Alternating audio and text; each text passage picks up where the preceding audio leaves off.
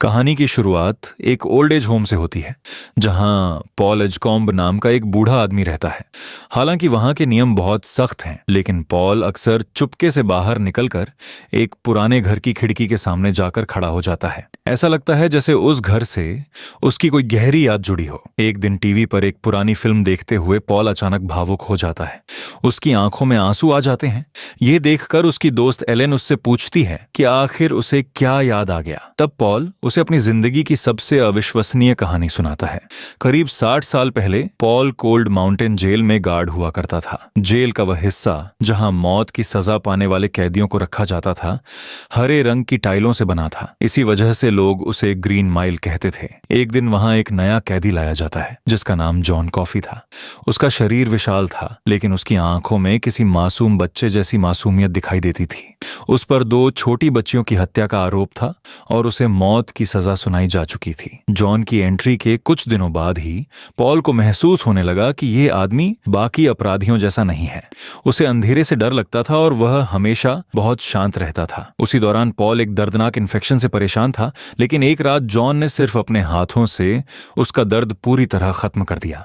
यह देखकर पॉल समझ नहीं पाया कि आखिर यह कैसे हुआ।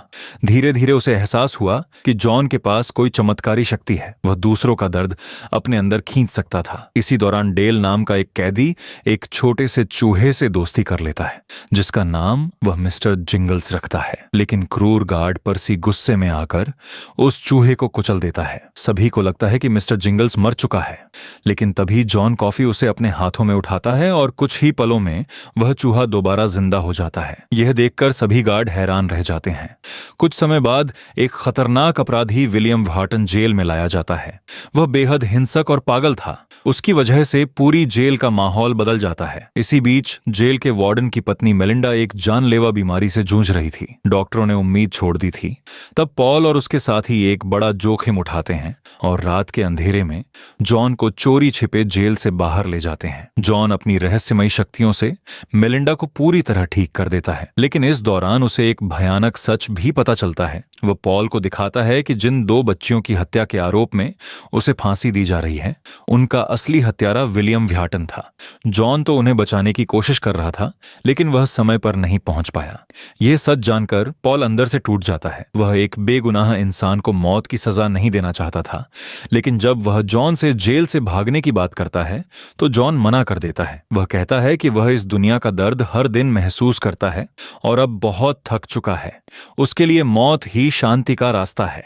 अपनी आखिरी इच्छा के रूप में जॉन सिर्फ एक फिल्म देखना चाहता है, क्योंकि उसने कभी कोई फिल्म नहीं देखी थी। फिर आखिर वह दिन आ जाता है जब जॉन को इलेक्ट्रिक चेयर तक ले जाया जाता है। वहां मौजूद लोग उससे नफरत करते हैं क्योंकि वे उसे हत्यारा समझते हैं, लेकिन पॉल और उसके साथी जानते थे कि वह बेगुनाह है। जब उसका चेहरा ढकने की तैयारी होती है, तब जॉन डरते हुए कहता है, बॉस, मेरा चेहरा मत ढकना, मुझे अंधेरे से डर लगता है। आंखों में आंसू लिए पॉल आदेश देता है और कुछ ही सेकंड में एक बेगुनाह इंसान इस दुनिया को छोड़ देता है। सालों बाद 108 साल की उम्र में पॉल एलन को यह पूरी कहानी सुनाता है।